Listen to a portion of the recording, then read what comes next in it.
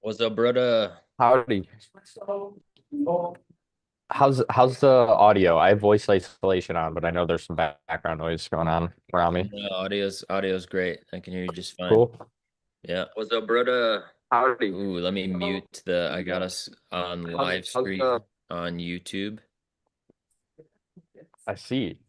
Really cool little integrative feature. I didn't know you could do that with Zoom meetings. Yeah, I've done it. I've done it before. I figured I was gonna get like Facebook Live on my phone and then do it from the laptop, and I'm like, no, I'll do it like this, and I can cross post on Facebook and YouTube later. So everyone on YouTube, you're getting some behind the scenes footage with Clayton and I, but I will hit record in a moment. Yeah. Are you ready to go for it? Yeah, I am. Before we get started, I am curious to know, did you hear about that meteor that came through Cleveland? Not only did I hear about it, my mom sent me this funny meme. Maybe you've seen it. It's like I survived the St. Patrick's Day meteor. It's like a picture of Cleveland, and there's this meteor coming down. Yeah, my one of my buddies and clients, he heard it. He heard it. My parents heard it as well. My neighbors heard it. Yeah, I heard it too, and I didn't realize what it was until many hours later, like everybody else. You're one person who I've been meaning to ask if you heard about the meteor that came through. Crazy, dude. Yeah. Yeah. Did you hear it when it was coming down? Yeah. I was walking through the house and I thought it was like a plow that like knocked into the curb or something outside. And Hmm. I'm like, that sounded like an accident or something, but I just kind of like brushed it off, like hope they're okay or something like that. And then I'm like, oh, that's what that was many hours later. Hmm. Yeah, my mom thought it was like a bomb. She's like, "Are we being bombed? Like, what's going on?" All right, let's rock I and roll. shall I shall Everyone follow on your lead. sweet. Everyone on YouTube, hope you enjoyed the behind the scenes footage as we went live and talked about the meteor that hit Cleveland. Not hit Cleveland, it exploded in the atmosphere, but it was Yeah, seen 10 states right away. before it hit. Yeah. All right, so let's record this. This is going to go on Unspeakable Bliss and everywhere, everyone that I'm connected with, and you too, and anyone else. All right, everybody. What's up? What's up? Welcome to another edition of Unspeakable Bliss, the podcast where we explore truth, love, and humor with the coolest people alive. Well, I have a story for you with my brother Clayton Weber here. So, about a week ago, we had a meeting inside of the village, which is a part of the fellowship, the men's work that I'm co-creating with Kyle and Kevin, where we are working on protecting the most sacred and creating a safe, enjoyable, harmonious reality for ourselves and for all of our relationships. And Brother Clayton is part of that group, one of the founding members of the village. He's also a explorer of consciousness in many ways, an explorer of truth, including darkness retreats, which I actually recently got the pleasure of doing myself, and we jammed about that. And during our meeting, which was confidential, however, I got permission from Master Clayton here to share this incredible thing that he created, which we'll be sharing with all of you today. That is something called the Initiated Man Assessment. Clayton was talking about how it would be really cool if there was a tool that explores the four different archetypes. So the four different archetypes are the king, warrior, magician, and lover. And this is the basic technology and framework that we use during our men's circles. I believe it's based on the Mankind Project, and it's based on a book called King, Warrior, Magician, Lover. You can tune into that and check it out. And also, another thing before we really get into this and share, which is going to be very vulnerable to share, uh, you're welcome to join the fellowship. The fellowship is free to join. We have two meetings a month. There's a really lively WhatsApp group that I have trouble keeping up on, but I enjoy keeping up on it and checking in with the brothers as we create a collective of men. I mean, the goal underneath the fellowship for me and for Kyle and for Kevin is so that every man on the face of this earth has the tools to be his authentic self, his real self, and to share his gifts with his loved ones. And it's not something that I can do alone. It's not something I'm interested in doing alone, nor is Clayton or any of our founding members. And then we have the village. And the village, there is skin in the game, so you got to pay to play. And right now it's 77 bucks to join for the monthly subscription to it, and we do that all inside an app called Circle. So it's our own social media network where there's no advertisements like Facebook, YouTube, and it's just specifically men who are on a similar path. And we have meetings each week in there, led either by myself, Kyle, or Kevin. And this is one of the things that was created from one of our meetings 2 weeks ago, where Clayton took the initiative to create this incredible assessment tool. And this assessment tool, right now, it's free. So we're going to link that up to here, but at some point it might actually cost something like a dollar or something like that. But right now, Clayton is sharing it, and in a way, this is like the official launch of sharing it. So before I share my results, which is part of what we're going to be doing today, I'm going to share my results. We're going to talk about how it's alive for me, and then Clayton's going to talk about his. We'll reflect on it together. But before we get into that, I want to hand the mic over to you, Sir Clayton, if there's anything you want to share that's, present for you in creating this, or just anything at all that you want to offer as a way of introduction. The space is open, and let's create miracles, bro. Thank you for joining me. You're welcome. I got to give it to you. That was an incredible introduction to jumpstart this live stream and podcast. I am extremely appreciative to be able to share this with you, and I think we should just jump right in. I actually, before we jump right in, I will share 1 week ago today, March 13th, Friday the 13th. I woke up and it had this was only an idea in my head. And one day later, the whole first draft was built. And over the last week, we've been sharing this throughout the community, and brothers have taken this assessment, and it's really cool to see the results become physical.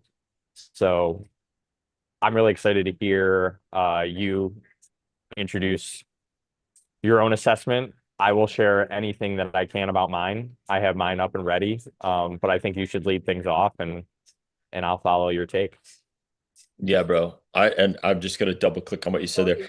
I don't know how you created this thing, but like to be involved in this fellowship in this community with you where there was this idea and you're like, yeah, I'm gonna do that. And then you did it and it came out in such a way where when I did the assessment, I was sitting here literally yesterday, about 24 hours ago, as I was reading my results, and I'm like, I have to share this with everyone, but I can't share it with everyone because Uh, it's in this confidential container that we're creating. So I'm just like, all right, I'm Very gonna true. call Clayton and see what's up. And your response was 111%. Let's share it. So here we are. We're sharing it, and it's really what's really cool for me is when I was reading my results, I was like, this is what I need to do. I need to share this because part of my results, we're talking about the shadow of like withholding myself or not really being vulnerable. And so I'll just share like one more general piece as we have been building out the fellowship and sharing about it. And I've been talking a lot about like the core wounding of unworthiness. And for anyone, this is not just for a man. I hope that there's value in it for a woman or any being that listens to this that might resonate with this. I know deep inside myself that I am whole and complete, and that everyone that reality is whole and complete, and harmonious. Yet at the same time, also what arises are moments of like not feeling good enough or imposter syndrome or hiding and so it's like that's also part of it too. So keeping it real with like the wounds that come up, but then also attuning to what I call creating sacred world from an attuned nervous system that is courageous. And an embodiment of that is this symbol known as algaes, which this is a symbol of spiritual, emotional, physical freedom. And so that's where the rubber meets the road of being real with, I don't know what your life is like, Clayton. I mean, I do to some degree, but there's a lot of, sorry, mom, I'm going to swear, fucked up shit going on in our world. There's war. I have war in my own relationships with some of the closest people. And then I'm holding this this duality where I'm like, wait a minute, there's perfect peace here, but then there's also conflict. And so that is really at the heart of the fellowship for me, which is reflecting to brothers like a lot of the time for me, the self-development work is recognizing and tuning into the place that is perfect peace and then creating reality from that place of harmony and joy. I just had this conversation last night with someone. They asked me, what do you think about the state of the world? I'm like, well, on one hand, things are burning down, things are burning, and I'm running away from that. But then also in front of me, there's beautiful rainbows. And if I get too lost in beautiful rainbows, I've had people tell me before, like, you live in La La Land. You don't even live in reality. You live in this fake world. Da, da, da, da, da, da. And it's like, okay, sure, maybe there's some truth to that. And at the same time, I find the teachings of Christ consciousness, Buddha nature, non-duality to be one of the most important things. Otherwise, I'm just going to be frantically in fight or flight, trying to solve, trying to just get away from something when maybe the thing that I needed to do is actually make peace with what is here and now. So, with that, I'm going to dive in to my results from this assessment. I also have, Before you do that, Christopher, I just want to add on to that. I yeah, think go you for it. just shared quite a bit of wisdom. And what came through me during you sharing that is, pardon my language, but a lot of the fucked up things going on in the world, we're all co-creating and sharing a shared humanity and shared reality. So I think that's also an example that there's also probably a lot of fucked up things that are going on inside each and every one of us. And even though we may not act on those things, I think it'd be foolish for me to say that um, ignoring that they exist will only cause more friction with discovering who I am. So I think having the ability to be able to look inside oneself and see that darkness. We talked about darkness retreat, but address those things that maybe a lot of the world would judge as nasty or evil. Um, and seeing where, there's a lot of good in us, and the polarity is there's likely, I don't want to say bad, it's just we're all sharing something that exists all at once. And I think it'd be foolish for us to not look inwardly and say, hey, maybe there's things inside of me that I'm not consciously aware of at the moment. Yet if I look into that darkness, maybe I'll learn something about myself, and it will result and be a catalyst for actually more love, more creativity, and compassion for the world around me, if that makes sense. That's the way I kind of have been Yeah, experiencing life in the recent months amongst all the 100%. chaos. 100%, man. You're preaching to the choir. You're preaching to the choir. There's a phrase that I like to say, all of you is welcome here. All of me is welcome here. All the parts. Because if I'm suppressing something or ignoring it and not looking at how war exists inside myself in this co-created reality, then how good or useful is that? And so that's really Absolutely. underlying this, like sharing this. It's like, okay, the here are parts that this test revealed, and I'm like, well, what do I have to lose by sharing it? What do you have to lose by sharing it? There's nothing that I could see. And that's the other piece. I have the AI companion on. So what will be really cool is after we share our own results, I'll be able to ask the AI companion, like, how do Clayton and I work well together? What are our blind spots? And based on the results that we got. So anyone that's interested in taking the test for this initiated man assessment, we're going to link it up. And I'll also share on that piece too before I start sharing and going into this. It's a questionnaire, and I felt it to be challenging because I wanted to put most likely, and then I would take a moment and be like, actually, that's not really true. It's sometimes or it's rarely. So again, this is an opportunity to just to be honest with yourself with the questions that come up. And again, for any of the bros that want to go deeper with us, join the fellowship. We'll put the links below, or the village if you really want to weave with us in a deeper way. So I'm going to read. If there's anybody who's watching this live right now and you want to take the assessment while we go through it, it's www.initiatedpath.com. That's how you can take the assessment. And if anybody wants to do it right now, or if you're watching afterwards, that's where you go. And I'm sure Christopher will link that wherever he posts those. But For sure, just yeah. wanted to share that. I'll get all the links in the description as well. Okay, so here we go. Reading your score.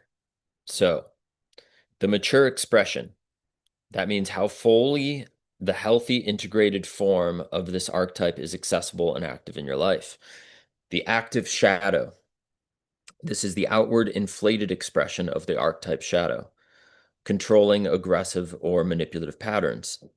The passive shadow, and this is the collapsed, deflated expression, abdicating, withdrawing, or avoiding patterns. Oscillating, this means when the active and passive shadow scores are close, indicating the person swings between both poles rather than leading towards one. Multiple presentations to share. Yep. I can Okay. pull this up as you read. Oh, sweet. Okay. Separation. Pre-initiation, still operating from boy psychology, relying on external authority, approval, or entitlement rather than earned or inner ground. Liminal, the threshold, suspended between identities, being broken open. The old structures have collapsed and the new has not yet formed. Incorporation, post initiation, living from earned inner authority, integrated shadow, and genuine generativity in service to others. All right, so now we'll start reading my assessment. The King, Christopher, this assessment reveals a man who has done significant inner work and carries genuine authority, yet still contends with persistent patterns of abdication that undermine your natural capacity to lead and bless. Your king energy runs strong at 90% mature expression. You understand sovereignty. You can see the bigger picture, and you have the capacity to create order and offer blessings to others. Men likely look to you for direction and wisdom. You know how to hold space and make decisions that serve the whole. The challenge lies in your passive shadow at 52%.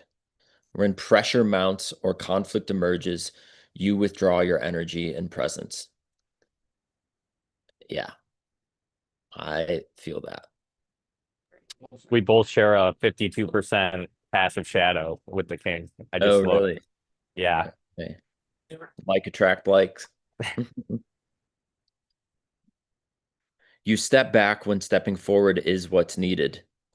When I read that, I was just like, wow, yeah, I could feel so many times whether in just even in a conversation, one on one, or in my coaching work, or at a men's circle, or at a gathering, where I'm just like sitting there silently and there's like something that I'm like, just fucking say it, dude. Like own it. Like share the truth of what you're seeing. You step back when stepping forward is what's needed. You avoid the difficult conversations, the hard decisions, the moments that require you to hold your ground and speak the truth that others might not want to hear. Your developmental edge is learning to stay present and engaged when everything in you wants to retreat. Like reading this on a podcast to everyone right now. Practice, I'm making that up. It's not said in there. Practice holding your position in conflict to speak the hard truths. Stop managing other people's comfort at the expense of what needs to be said. So I'm going to pause there as I'm realizing a fun way that we could do this would be to reflect and talk about that a little bit, but also instead of me reading through all four of my archetypes, I was thinking if you wanted to share your king archetype and we could just take it archetype by archetype for you and me. Good idea. Yeah. Yeah. Yeah. I'm gonna pull mine up real quick, and I'll give the people a preview of what the report looks like. And right now, as Christopher said, we're focusing on the king. And this king description for Christopher is what he just read for himself, and I'm about to read mine. Uh, and I think for what you just shared, Christopher, your mature expression is at 90%. Mine is at 67%. And my active shadow is 28%, and my passive shadow is 52%. What that means is that it's not like active and passive shadow both equal 100%. They actually are both on a 0 to 100% scale individually. So if this is telling me that more often than not, my passive shadow of the king archetype is showing up twice as much as the active shadow. So realistically, to get to mature expression and in in building awareness for oneself, we want to move those active and passive shadows closer to 0% and grow the mature expression obviously up to 100%. So So before you read yours, thank you for that, Clayton. In hearing mine, I'm curious to hear from you if you were surprised by that, if that's accurate to see how you see me show up, and just yeah, any reflections that you could share with me based on your experience of me. yeah, so in my experience of you, I think you show up in your mature expression to me. I think also a lot of times is because I'm looking, I look up to you for a lot of wisdom. So it's possible that I'm I sorry. may not see your immature or active, or I'm sorry, passive shadow show up that often in just our usual encounters. You know, we both live lives outside of when we get together, and I'm sure there's parts of us that show up in those lives outside of when we meet that, it's great for us to be authentic and fully who we are when we show up. It's just I feel like it's just common in any relationship that there's parts of you that may not be seen until some point in the future when that gets released and expressed. So for me, whenever we get together, I don't see too much of the passive shadow that you just mentioned. However, I connect with it. I Hmm. resonate with it, and I see myself in what you shared. And what I was hearing when you shared that related to me is the fear of showing up and the fear of showing up and sharing a version of ourselves because, and this is me, I fear that I may trigger someone else in that process. And in my protection of them, it's costing me the inner freedom of expressing myself authentically. I think that that shows up for me in the king archetype and in other various aspects of my life and the other archetypes as well. It's just that that's what I connect with through your share. Thank you. Yeah, thank you. And I'll just offer one personal reflection piece on how this manifests for me um, as a man and as a human being. I was leading a men's circle the other day in person around the fire, and I was watching because oftentimes, like to what you said, you look up to me for as like a source of wisdom. Well, so a lot of the times the conflict that I experience in myself is, and it's so crazy. It's so crazy how this works. So in the lover round, it's an invitation to share vulnerably what's alive and present. Well, often I have this conflict of I'm here as a leader and to hold space. And so I don't want to be authentic and actually share what's alive and present because then I'm not going to be seen as a strong leader. And so whether it's a coaching session or a men's circle, and I do my best to like lean in and I did that actually the other day at this men's circle, and I'm not sharing anyone else's experience. I'm just sharing my own experience of it, and that's important because of the confidentiality piece. And I just not broke down, I broke through and I just shared like this is what's really alive, this is what's really present. Da, da, da, da, da. And then after that there was this lightness that I felt in the space with those present at this circle where it was just like, ah, I don't actually being a leader isn't faking it. That's the fucking opposite of being a leader. It's actually being like, you know what? This is what feels like it's a mess. This is what I'm afraid of. This is what I'm anxious about. Da-da-da-da-da-da-da-da-da. And then I felt like me and those present got to really drop in at such a deeper level instead of me being like, yeah, yeah, this is going good. This is going good. And there was still a lot to celebrate. And at the same time, every time when I meet that edge of like, no, screw it, I'm gonna just go in and be vulnerable. And then this is the other thing that arises for me, and then I'll stop here, which is sometimes when I'm in a space and it's let's just say the vulnerability round, sometimes the truth is I don't want to be vulnerable right now. And sometimes I'll express like, I'm supposed to be vulnerable right now, but I'm vulnerably sharing that I don't want to be vulnerable right now. And sometimes that's the best thing to do. So it's just like interesting to observe like what does true authenticity mean in the moment. And sometimes it means letting it all go, and another time, uh, but every time it's really tuning into from that sovereign place of the king, as we talked about, what is really of service for me to share in this space. So I'll pause there and yeah, if there's anything you want to comment on that, or we can move forward and start talking about your king results.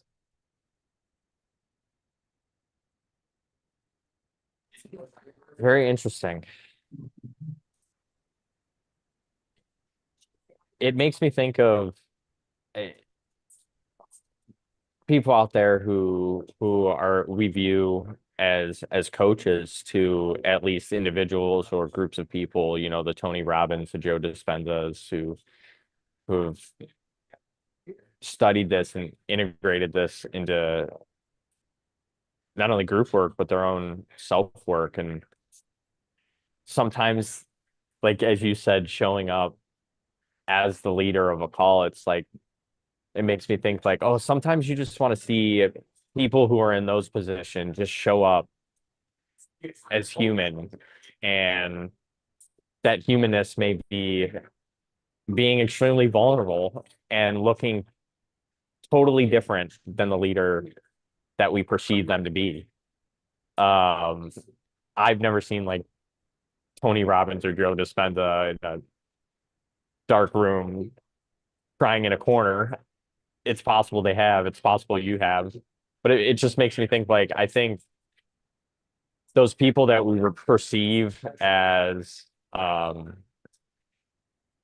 leaders or kings, even aside from them, in so many other realms of life, I think it's very difficult for us to remember that at some level they are experiencing some sort of inner conflict in a similarity to the way we are, even if it shows up in a different form. Yeah, man. I'm thinking about when I first watched I Am Not Your Guru, where it like goes in depth inside of one of Tony Robbins' events.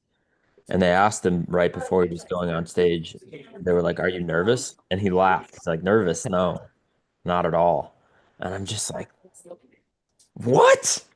How? How?" I could be nervous. I'm not really experiencing any nervousness now with you in this, but I bet I am just like, okay, all right, maybe somehow that's possible. Maybe it's practice, just doing it again and again and again. Uh, but yeah, I really value authenticity and hearing and sharing authentically. And the truth is, for me, sometimes that's hard. If I was going out before 10,000 people on stage, I think I would probably be terrified. But maybe I'm just not ready for that yet, or maybe that's not my path. I don't know. But yeah, that's what was coming up for me as I was hearing you share. I will share, if you ever decide to do that, you are 100% capable and you were capable of doing it last week. Oh, Uh, yeah. I know for me, showing up on these impromptu calls and podcasts and even when I would plan podcasts in the past, I think I was most nervous not about showing up and being seen, it's like more so being heard and thinking I may say something that will trigger somebody else. I'll say something that is completely not true or just something silly. And even on this podcast, it's like, oh, I hope I don't say anything that is so far out there that just nobody understands. At the end of the day, it's just me working through my own mind. Hmm. So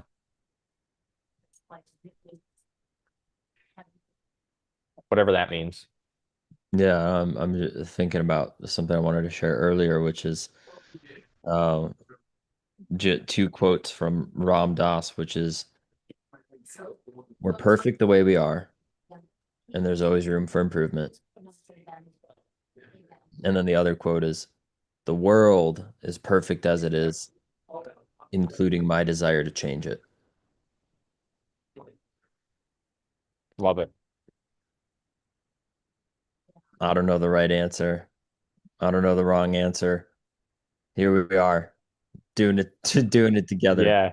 I hope it makes Yeah. sense, and I hope that it's valuable and insightful. And at the same time, the fundamental reason that I'm here is to share this for the joy of sharing it with you and whoever may resonate as we figure out whatever this whole thing is together. Indeed. Before I go into my results, because I know I've been procrastinating reading my King assessment for the past 10 minutes, but No, it's good. It's a the one thing cliffhanger. I do want to share on what you just said is I love that from Ram Dass. There was a word you said in there that I have been journaling about, or I have journaled on it in recent months, and that word is improvement. And I think for a lot of my life, I have operated from a place of improving myself out of needing to prove myself. And when that's the case, where I'm actually not operating from a place of wholeness, it's a place of brokenness. And so where I hear that now, it's like the world is perfect, or I'm perfect the way I am, even with my desire to grow. And I think I've like confused the words grow and improve as meaning the same thing, rooted in that, oh, I must prove myself even when I grow. Now it's like, oh, I can grow from a place of wholeness because we live in an infinitely expanding universe and world, and everything is possible, everything everywhere all at once, rather than, oh, I need to grow because I'm broken. Does that make sense? 100%, man. That's Yeah. that the other principle of the fellowship that we talked about.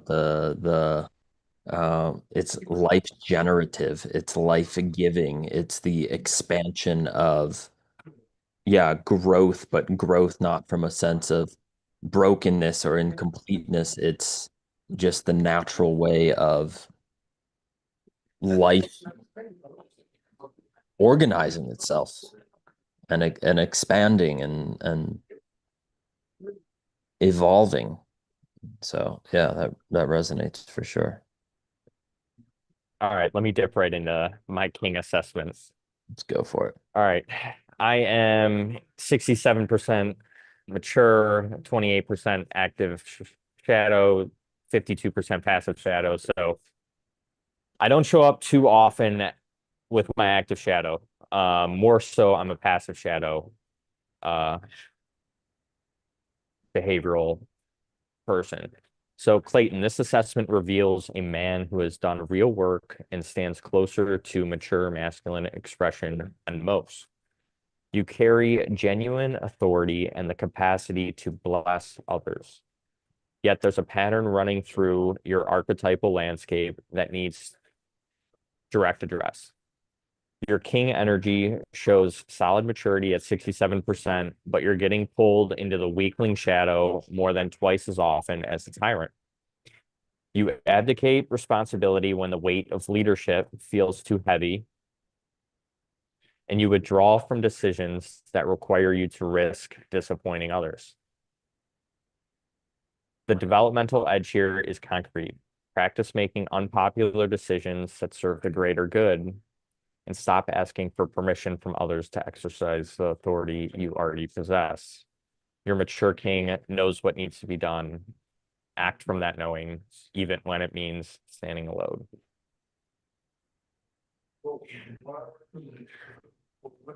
It's scary to stand alone sometimes, isn't it? Yeah, bro. Yeah. When you read the sentence, you withdraw from decisions that require you to risk disappointing others. I was thinking about what you just said 5 minutes ago about like, oh, I hope I don't share something that somebody doesn't understand or it's triggering or it's confusing or not right. Yeah, and I think I carried around a lot of shame or guilt as a result of me triggering others in the past. When really when I trigger others, that's just a mirror for them to recognize something within themselves or a capacity of judgment that they're experiencing. Am I wrong?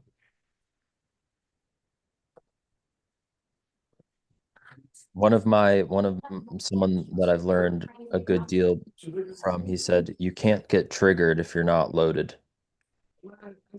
And so I think sometimes I think what you said is sometimes true. And I think it could be also bypassing, as in like I'll give an example. Sometimes um, I would feel uncomfortable when I'm sensing certain energy in a room, and then I would make a joke.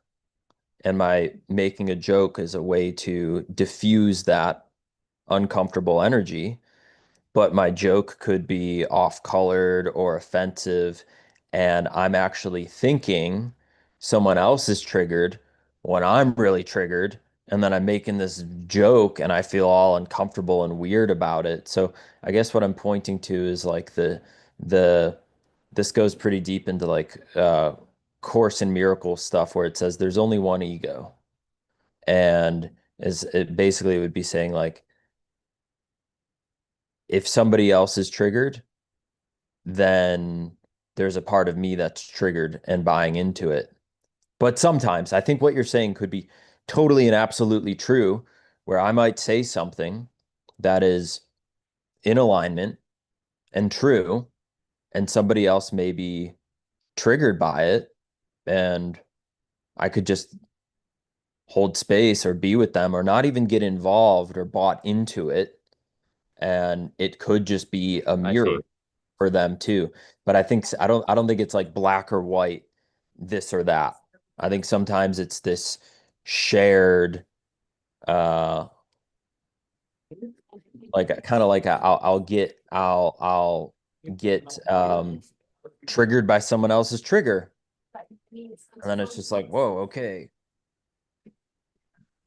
Now what? Freeze energy or fight energy or that kind of thing, or like this uncomfortable like, well, now what do we do? Yeah, what you just said is also probably something I've experienced in the past. It's like when I disappoint somebody else and they experience um intense emotions from that,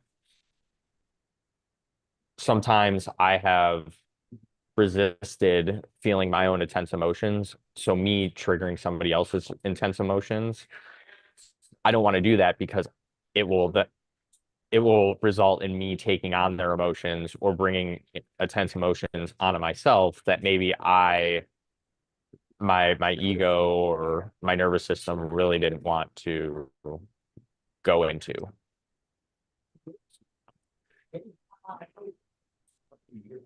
Yeah, yeah.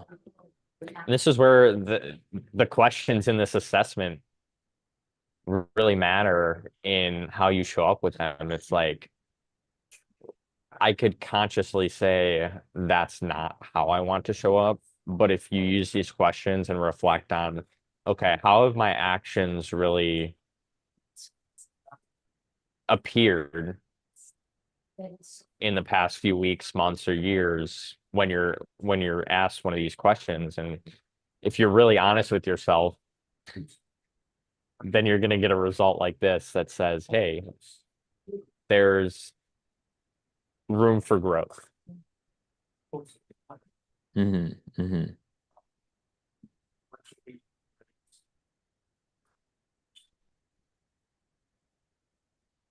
Your mature king knows what needs to be done. Act from that knowing, even when it means standing alone. So when I'm reading that right now, your mature king knows what needs to be done. Act from that knowing. I'm going back to moments ago when you asked me about the trigger thing, and you were like, am I wrong?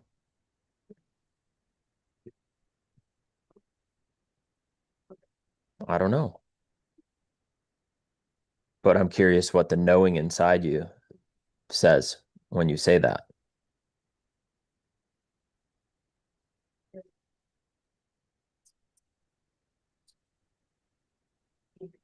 Yeah, it's interesting because when I hear that, I think of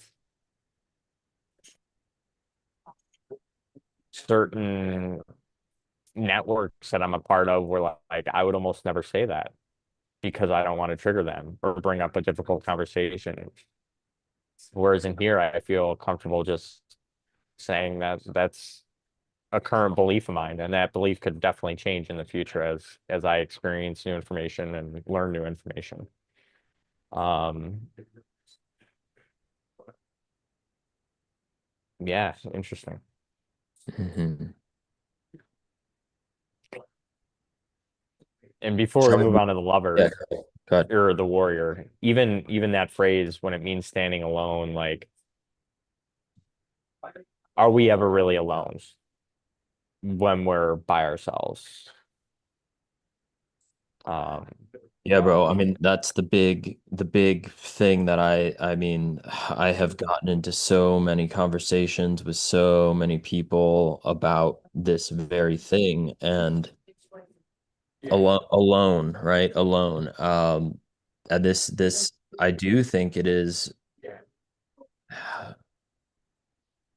potentially triggering when one looks at the state of the world. However, so I was trained in Socratic intellectualism philosophically, and then I got into non-duality and the teachings of Kriya Yoga, Christ consciousness, and it might be annoying in the sense that Socrates was quite annoying as he went and he had all of these conversations with people who thought they knew something about something, and they go in this long thing only to realize, I forget what the term was, but the person realizes through an honest inquiry with Socrates that they didn't know what they thought they knew. And I do believe that a lot of the harm that happens in the world is from people who are thinking that they know something. And I'm going to put myself in that category when here I am being like, I'm the guy that knows he doesn't know. Let me show you how you don't actually know. And yet, when I'm very honest with myself, to bring this back to even when it means standing alone, when I look, whether this is through, and I've had this experience many, many times, sober, but also with mushroom journeys, in the darkness, with cannabis, when I'm making music, moments where I'm not even aware that that's what's happening. When I vigorously, aggressively assess what reality is, the only thing that I know is I am. And I don't mean I am a individual mind and body. There's a deeper layer of uh what's sometimes called suchness, emness, or thatness. It's known as tatwamasi, I am that. Right now, brother, when I look at what I am, I see no evidence for separation. All I see and experience is these five senses, right? Touch, taste, smell, sight, hearing. And then I have my other sense doors, which are thoughts and emotions. And when I look at what that is, again, no psychedelic needed. I don't know what any of this is. I'm just here. I mean, that's why the fucking name of this podcast is Unspeakable Bliss. Fundamentally, and I don't ask anyone to take my word for this. I'm just like, see for yourself. Because as far as I see, you are me, I am you. We are one. We are one substance. I definitely do also feel that there is a unique element that is Christopher, that is like, I'm not denying that when I touch this screen, I can feel a qualitative difference of what I believe and experience is consciousness appearing to itself, with itself, by itself. Uh, it's different and it's very helpful. The distinction of consciousness is helpful for me to type in the word and enter the Zoom meeting, or when I drink the water, I make sure it goes in my mouth instead of I pour it all over my laptop or my face. So those things are distinct, maybe so that I can experience myself. And then this goes into the second piece, which is all I know is I am, but the nature of that is mysterious. And let's just look at this piece of evidence here too. Evidence. Uh, the hard problem of consciousness. What is the hard problem of consciousness? Well, it's the idea that science, testing theories, doesn't know what the source of what all of the experiments and the evidence that was created, it doesn't know what the source of it is. Cut a brain open, can't find consciousness. Yet science admits consciousness is real. And what I mean by consciousness, I mean the thing that anyone listening to this right now, if I were to ask you, are you conscious? Are you present? And there's an I am. which is sometimes confused with the individual mind and body because beliefs that we were given, that then we take those beliefs and we say, yeah, I'm this mind and body. And then overlaid on top of that, there's feelings and emotions. And we're like, me, and I end here. I don't end here. There's just consciousness appearing to itself. Some people think I'm a crazy madman. I'm just trying to tell the truth of what I believe and experience this to be. So science doesn't know what the source of reality is, essentially consciousness.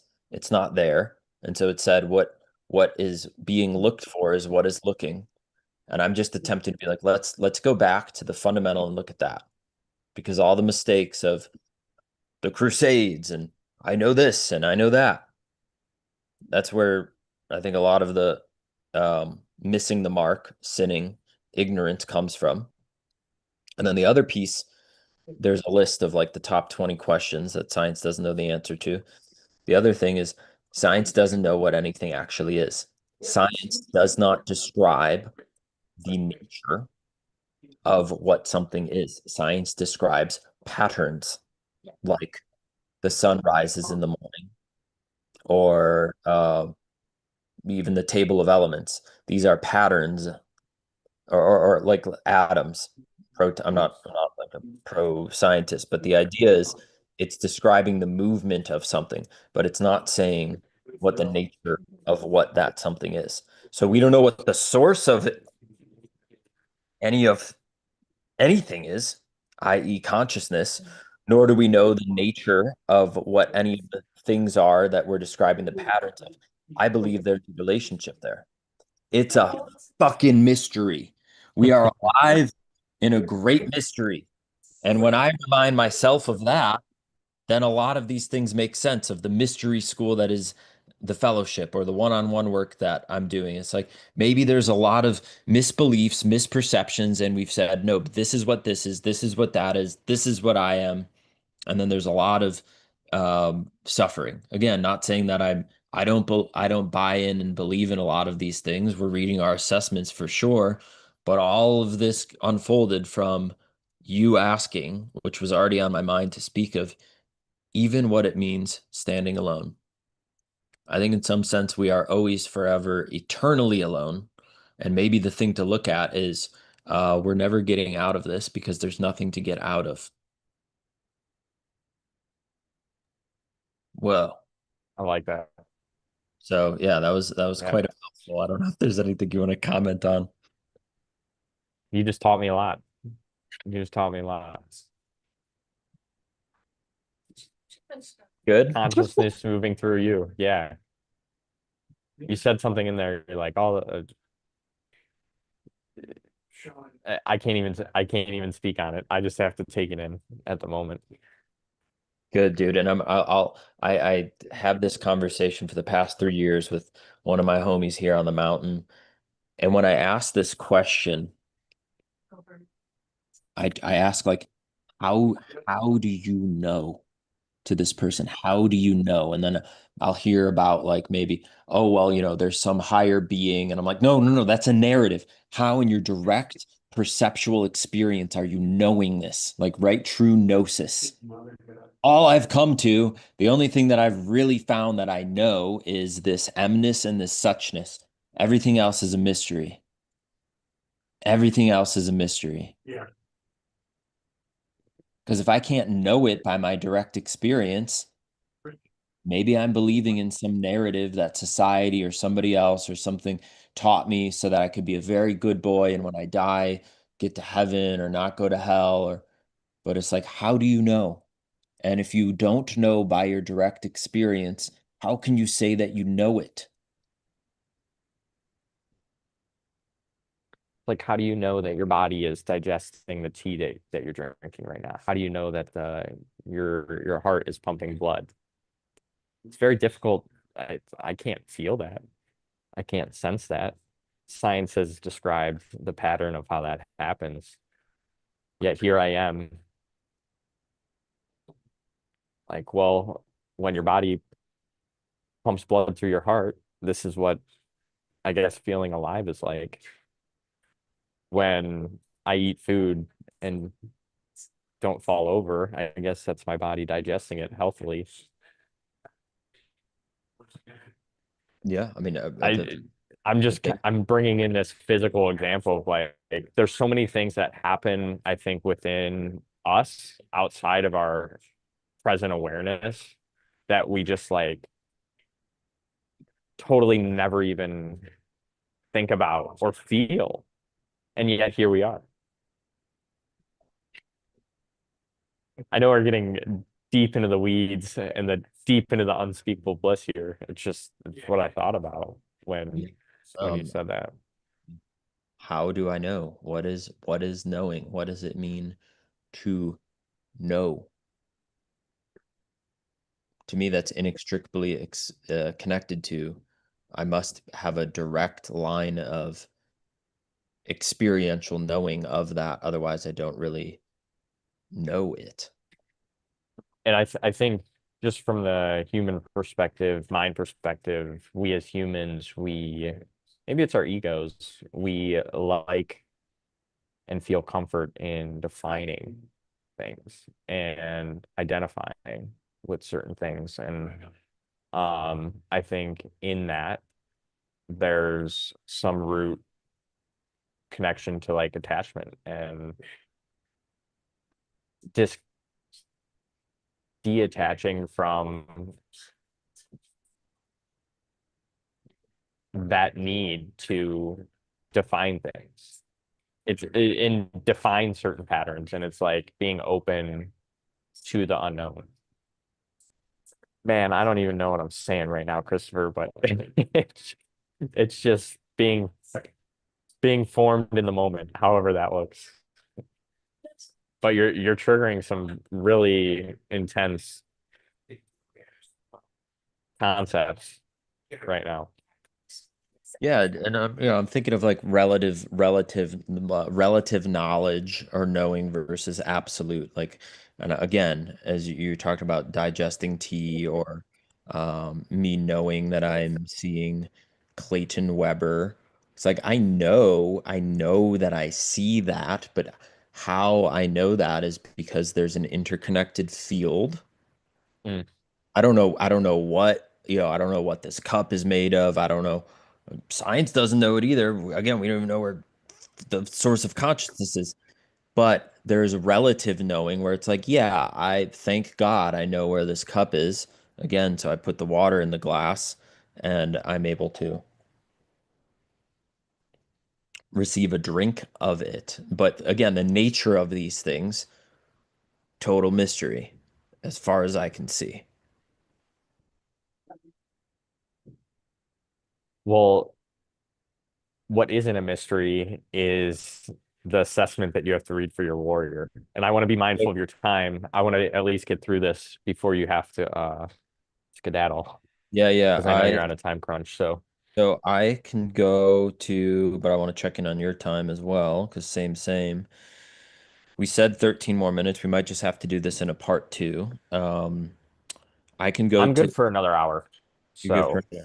All right, yeah, let's just rock and roll. I definitely have to go no later than 20 minutes past the next hour. So we got like 35 minutes, but yeah, okay. let's dive into the warrior. Okay, the warrior. The warrior operates at 73% mature expression, showing solid discipline and purposeful action. You can set boundaries, pursue goals, and generally stay focused on what matters, except when you start talking about non-duality and the nature of consciousness with Clayton on this podcast, making that part up. You generally stay focused on what matters. You understand commitment and can endure difficulty when required. The passive shadow appears more frequently at 40%, revealing a tendency towards self-defeat and paralysis when faced with sustained challenge. You know what needs doing, but sometimes collapse into inaction or victim thinking instead of moving forward. The active shadow at 32% suggests occasional ruthless or dominating behavior, likely when your frustration builds from too much passivity. Your work is to catch the collapse before it happens. Notice when you start telling yourself stories about why you can't act or why the situation is impossible. Develop practices that keep you moving forward even when motivation wanes. Stop waiting for the perfect moment or the right feelings. Act from commitment, not inspiration.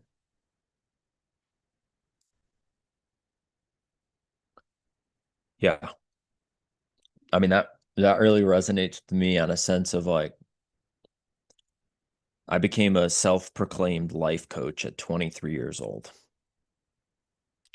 And I still get caught up in it because I'm like, I want to describe this in the most perfect way before I share it, or have this really epic, deep thing to share before I share it, versus being like, fuck it. I'm gonna, this is what I'm working with. This is what I got. I don't know how this is gonna turn out. I don't know how this is gonna look, but I know that there's a gift, there's wisdom here, and a lot of the time, it isn't coming from inspiration. It's coming from perspiration. This is a quote from Wayne Dyer. He says, motivation is 99% perspiration and 1% inspiration.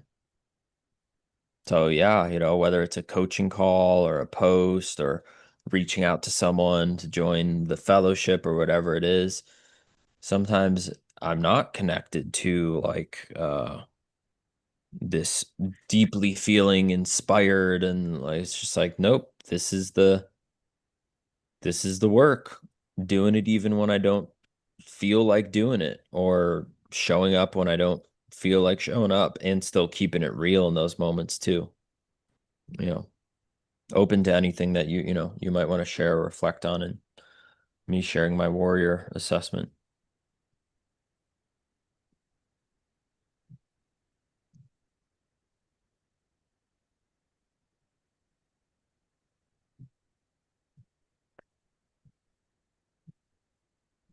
There's a couple of things that came up there that I waited to let you continue speaking, and now I'm struggling coming back to them. Um,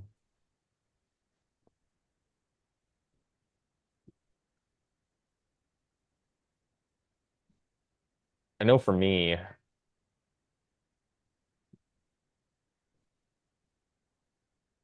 I think about like exercising, working out. Like if I really think about it, a lot of the times like that is 99% perspiration, 1% inspiration. Working out and exercising for me is something that it's really easy for me to just like be consistent with without that inspiration. Obviously, I get the endorphin rush afterwards. It's just like there are a lot of times where it's like, am I really inspired to work out? No, it's just like it's this ingrained commitment to nurture my body, my physical body and mind. And I think sometimes for me, it's difficult to give that same amount of perspiration to other areas of life where the results aren't as immediate or visible. Another Wayne Dyer quote that's coming to me around this is infinite patience equals immediate results. Infinite patience, Equals immediate results. a good one. Yeah, earlier you mentioned being a self-proclaimed life coach at 23. I was thinking about that in the sense that I think we live in a culture where most people want to, again, see the results of somebody before they define them or self-proclaim them. And then there's the other perspective of, you know, if you're a life coach, even before you're a life coach, the way to be a life coach is to act as if, right? So there's probably some sort of conflict with acting as if and also showing up where there's going to be people who refuse to believe who you're showing up as because they may not be seeing the direct results. Though the direct results will come from you acting as if.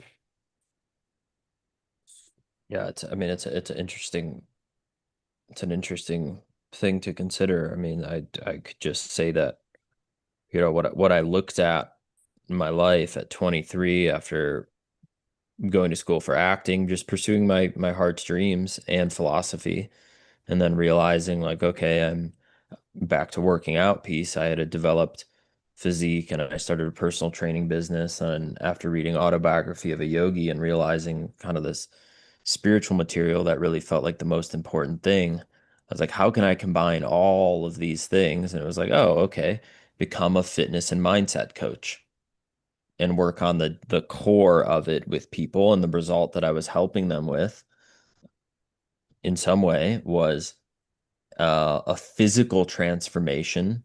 Yet, even at the heart of that physical transformation, at least for me, when I looked at the confidence that I gained from getting in really good shape, I didn't actually gain the confidence from getting in good shape.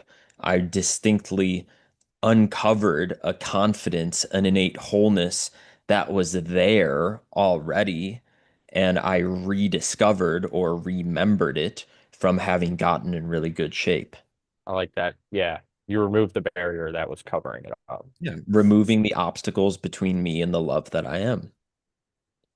And so when I looked at this, like, let's go back to the life coaching thing, at 23, like a good young buck, I compared myself to the best life coach out there, and I did some research and I found this Tony Robbins guy, and I I thought asked you were him, about to say Steve Hardison. Steve Hardison. No, Steve and Chris came a little bit later in the story, but I looked up Tony Robbins on Wikipedia. And I'm like, what is his life coach certification? Interesting. The guy that has the biggest life coaching certification program in the whole world himself does not have a life coaching certification. So, what is the difference between me and Tony Robbins? Fundamentally. And I couldn't think of anything. I was like, well, there's really nothing. And then I asked myself, what do I have to lose by having this desire to go all in and create this coaching business? What do I have to lose by waiting? Just waking up the next day and the next day and feeling like I could have done it but not done it. What do I have to gain by starting right now? Well, I'll fail. I will fail and I'll get lots of really good life experiences from these failures, and then that's going to make me a better life coach. So I just couldn't see the only justification was just fucking do it. That's Just go. that warrior energy. Yep. There we go. Yeah, back Yep. to the warrior. No.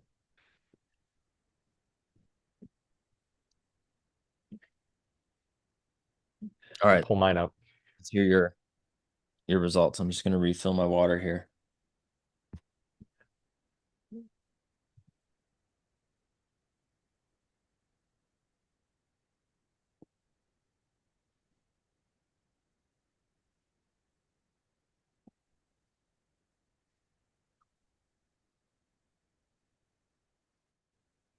All right.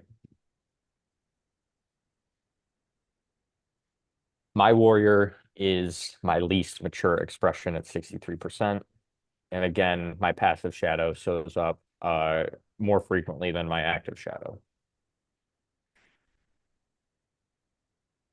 My warrior carries similar strength and similar wounds. At 63% mature expression, I can set boundaries and pursue worthy goals with discipline, like you, Christopher. But the coward shadow appears twice as frequently, showing a pattern of self-defeat when courage is most needed. You retreat from conflicts that matter, and I compromise my standards to avoid confrontation. That I know I've done uh, quite often in the past.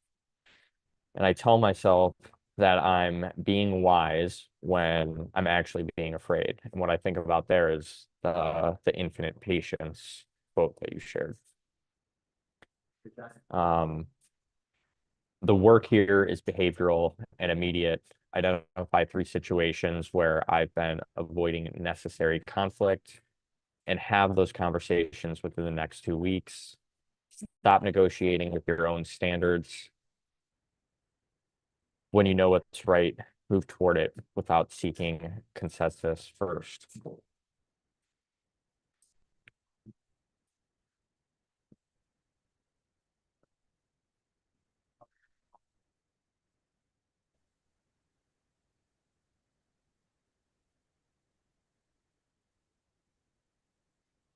I could probably say that I have had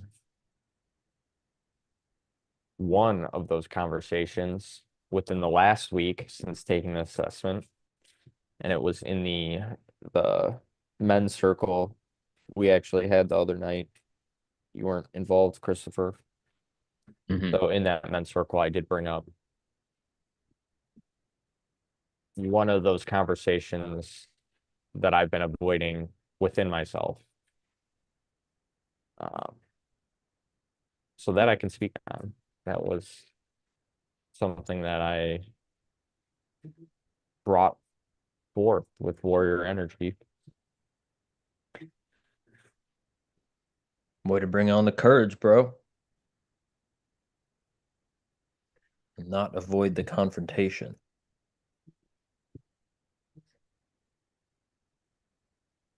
Does that sentence resonate with you? You tell yourself you're being wise when you're actually being afraid.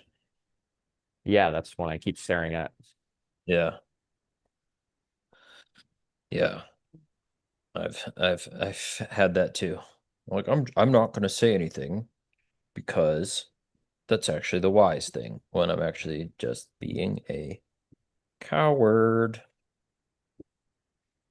And for me, it shows up more so like emotionally.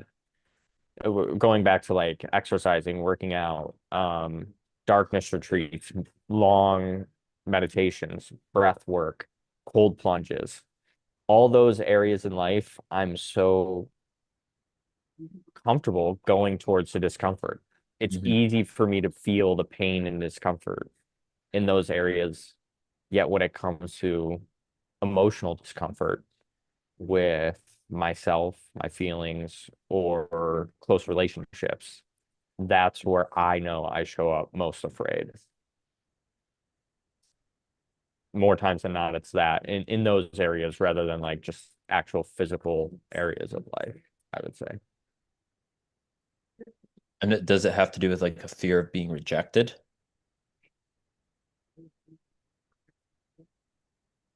It's possible. I think in the past, more so, it goes along those lines of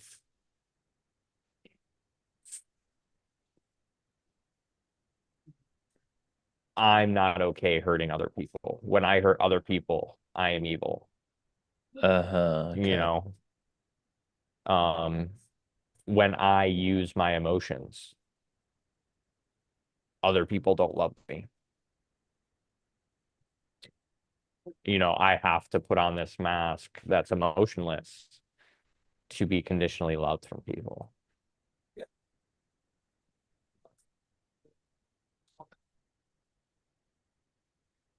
They won't accept the real me for who I am.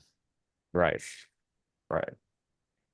Or the real me is, yeah, I mean, I felt that um a lot with anger. Like, oh, if I'm angry, then that's dangerous. I'm gonna hurt myself or I'm gonna hurt somebody else. Right. That's probably one of the most challenging emotions for me to let bring to the surface. More so now because it's like how do I let it? In the past, when I was a young child, I threw temper tantrums all the time, and it was met with resistance from family members or babysitters, where it's like when I act out in that way, I get put into timeout alone. Like your emotions are too much for me to handle. Therefore, they're not okay. Hmm. Hmm. So after experiencing that, I chose to believe throughout my later childhood and teens that like, oh, it's better for me to avoid confrontation, to not get angry, because that results in shoving people away and not getting love. So, Hmm. Yeah, not being put in timeout. so when I went into the darkness retreat myself, that was an emotional experience that I encountered during some portions of it. Um, without going deep into the nitty gritty of it, once again, I'm trying to be mindful of our time. It's just those are certain experiences where, or the darkness can be a tool for bringing in that light that maybe was once dimmed within ourselves You were in or for five forgotten days, right? for. Four. Yeah, Four. Yeah. man, I can't wait for the next time. I don't know Dude. about you. Yeah, I can't wait. I'm gonna see if I can do 10. Minimum 8, but I want to see if I can do 10 days. Like if they let me. If they let me do 10 days, I'll do 10 days. I do know the host. I went to Sky Cave. The host of mine and the property owner Scott. He mentioned to me that he would frequent um he would frequently do 9-day darkness meditation retreats before he started his own.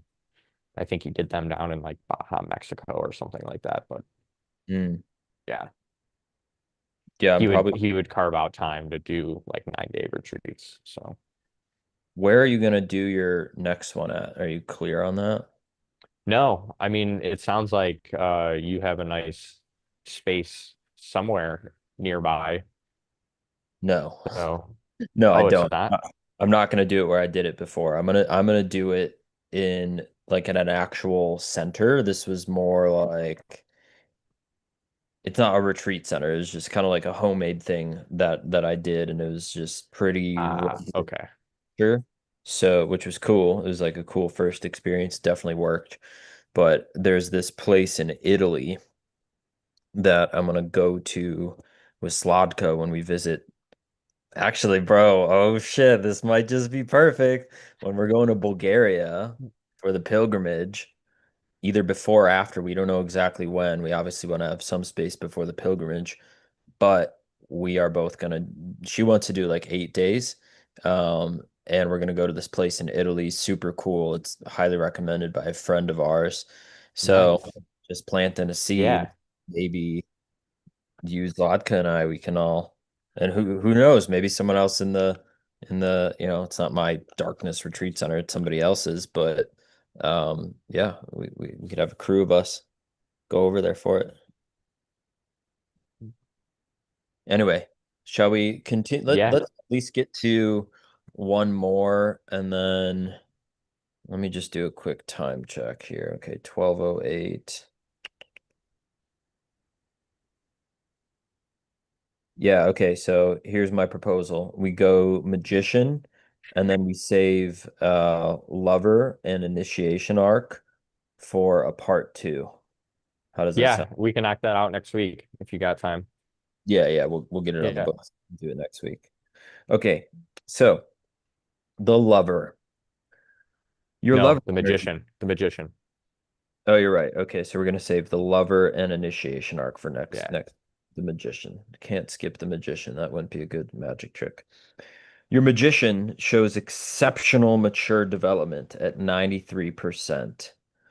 You see patterns others miss. You understand how things work beneath the surface, and you can hold complex truths without needing to simplify them prematurely. You likely serve as a bridge between different worlds of understanding. Yeah, yeah. The oscillation between active and passive shadows at 32 and 28% respectively creates instability in how you share your insights. The oscillation between active and passive. Yeah, yeah, like just to zoom in on that. Sometimes I'll be holding these like complex truths and I'll want to share something, but then I'm in conflict inside myself because I'm like, I don't want to confuse this more, but I want to point to this, what I believe I'm seeing as a deeper truth in this situation going on here. But I struggle how to organize that and share that in a way that it could land and make sense and actually contribute to a deeper understanding for myself or that person in the dialogue, let's say. Hmm. Sometimes with you withhold what you know, playing with information as power, or staying detached when engagement is called for. Same pattern there. Other times you become naive about human nature, avoiding the darker truths you clearly perceive. Sure, yeah, yeah. And I've been burned by that. And it's like, no, it's all good. It's love and light. And it's like, actually, no, I've been hurt and I've watched other people get hurt when I could have not been naive and stepped in some way. The swing between these poles undermines your otherwise strong capacity for wisdom holding. Your edge is consistency in truth telling. Yep. Share what you see directly and completely. Mm. Share what you see directly and completely. Stop calculating whether others can handle it. Stop protecting yourself through withdrawal or through willful blindness about people's capacity for deception. So it's like me not worrying in a sense, me not kind of people pleasing and wondering how it's going to land and just like boom, just just just share it because it's better to be with the consequences of that instead of withholding or withdrawing or not consistently sharing the truth as I see and experience it.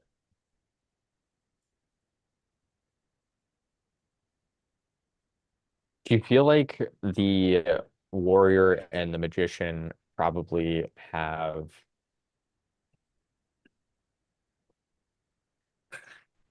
a significant obstacle to be mature in both without impacting the other? I guess in the sense of, I think you were talking earlier about uh, the Socrates thing, where people would just like talk about everything they knew till they realized, oh, I really don't know anything. Um, I guess where I'm going with this is like to be fully mature, masculine in the warrior, it requires decisiveness and the ability to act. Mature masculine in the magician, when you integrate them both, you're acting on that wisdom and that knowledge that you have while not withholding it. And I feel like that can be challenging at times, at least for maybe people like you and me. It's like we have it, and then we have that resistance to act. We have the ability to act, but we may have the resistance to know it all, if that makes sense. I think I'm tracking you mostly what comes through with this like synthesis of the warrior and the magician and this consistency and truth telling. Sometimes I don't want to be reductionistic about it, but sometimes I think the truth that I would say as an embodied as I can be, warrior, magician is you have no idea what you're talking about. I have no idea what I'm talking about. And I think we just gotta like chill out and feel before we try and solve or fix or lead or like, and that's what got Socrates killed. Or, in my namesake, without trying to be egomaniac out of it, my name means the bearer of Christ. And I'm like sitting with, whoa, what does it really mean to hold the truth of bearing, seeing, experiencing the Christ? And a lot of the times it has to do with intervening and being like, guys, I'm pretty sure no one has any idea what the fuck is going on here, myself included. So let's just take a breath together or sing a song or like and just confronting people more on like, how do you know that? How are you directly experiencing that? Aren't you just stuck in some narrative or story? And it's Right. like, Well, I'm not using nonviolent communication. I was going to say, while also not expecting people or forcing people to follow what you just said, it's like, hey, come to your own conclusions. Yeah, yeah. That's the thing. It's like holding wisdom. Like it said something about holding wisdom in there with the magician thing. Like I'm just trying to share about how I understand what I understand. And it's up to everyone to come to their own conclusion about what's true and accurate. And I do my very best and I could do better at it. And I'm refining this discernment piece of communicating. Like, hey, this is just the truth as I see and experience it, and you decide for yourself. I don't need to convince you of your non-dual infinite nature, and being real with like I'll give one example of how uh the application of what I am speaking to often I feel is sometimes misunderstood when it comes to me being like, oh, I'm not experiencing evidence for separation, or another word, may, in some cases, suffering. Well, how useful is it for me to tell someone which I have never done this, but like in a deep emotional thing, like, what if what you're experiencing isn't actually real? Because that can like cut down and minimize and like it's meeting someone where they're at. And a lot of times that means like just being with that deep pain and suffering. And I'm not gonna say like your suffering's not real. You're actually unlimited. It's like that's not what I'm trying to go for in this. So See,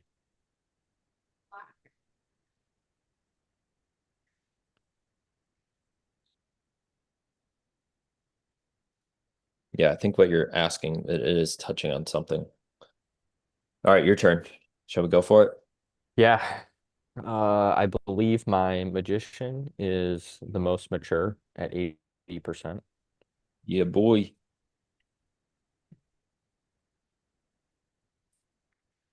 Your magician stands strongest amongst your archetypes at 80% maturity. You hold genuine wisdom and can see patterns others miss, like you. You're naturally gifted at understanding complex situations and helping others navigate difficulty. That I feel strongly towards. The shadow activity is more balanced here, but it still leans toward the innocent at 48%. You sometimes refuse to see the darker aspects of situations or people. That specifically has showed up, I would say, most often in the last 3 years. And I sometimes refuse or I idealize when hard truth telling is required. Your edge is owning the full scope of your insight, including the uncomfortable parts. Stop protecting others from reality they need to face. Share your deeper knowing, even when it disrupts comfortable illusions. Your wisdom is meant to initiate others, not coddle them. Mm.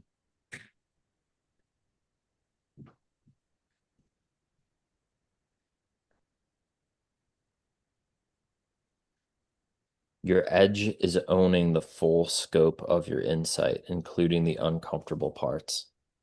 Your wisdom is meant to initiate others, not coddle them. Yeah, based on everything that you're sharing, that sounds Yeah. spot on. Yeah.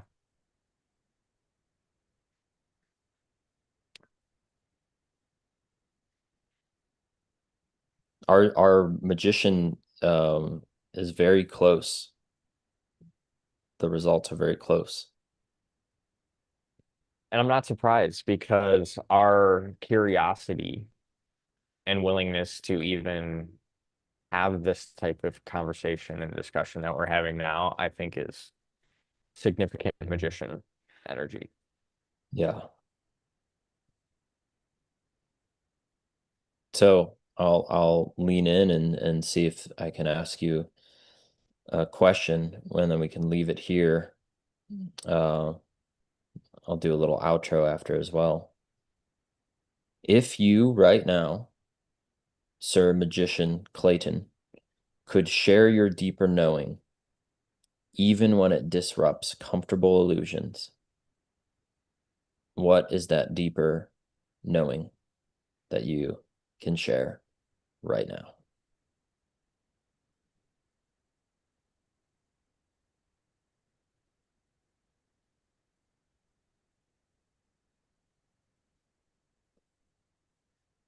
What is that deeper knowing?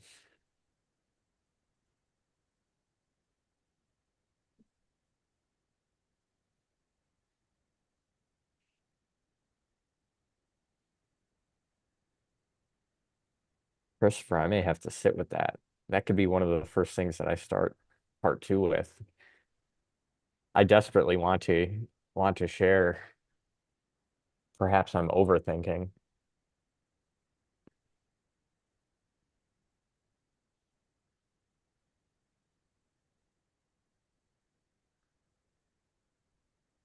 What do you know deepest in your heart? It's possible you've already said it. I think at the end of the day,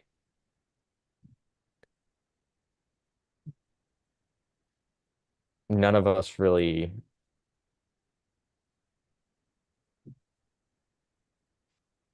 knows what's going on. We're just doing the best with the best that we're just doing the best with those before us, doing the best that they had gave us.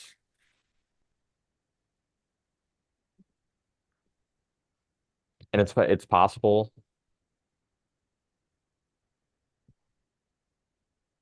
that whatever created us is here to experience this as practice and to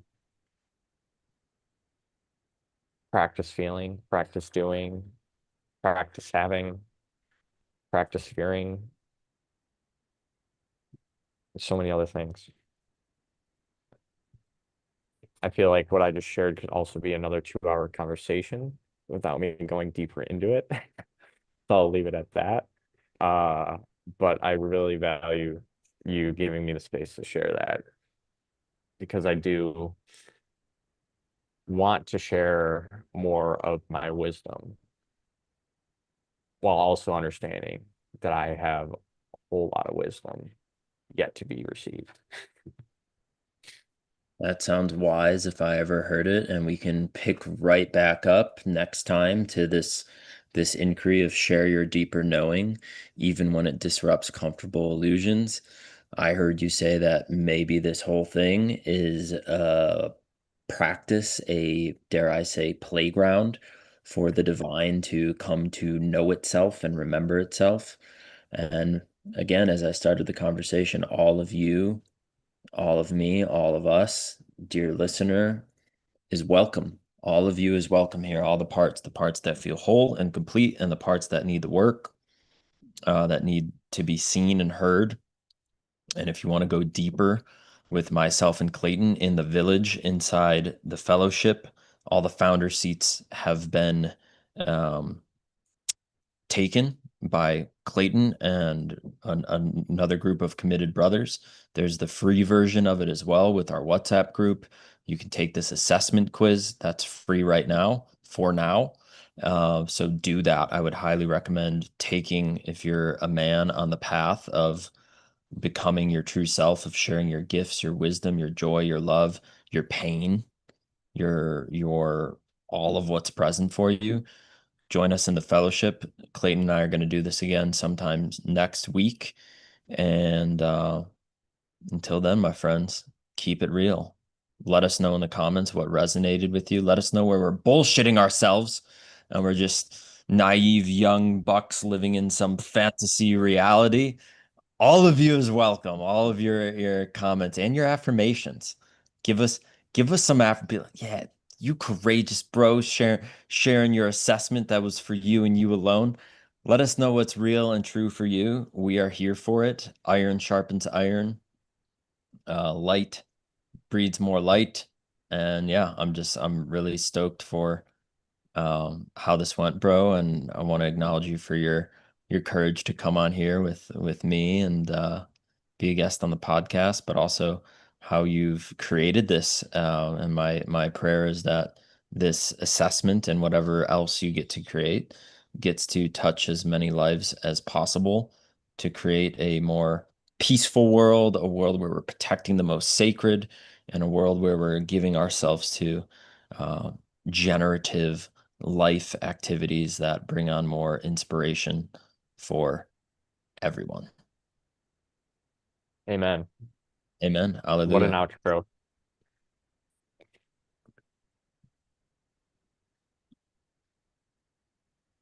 And let's see.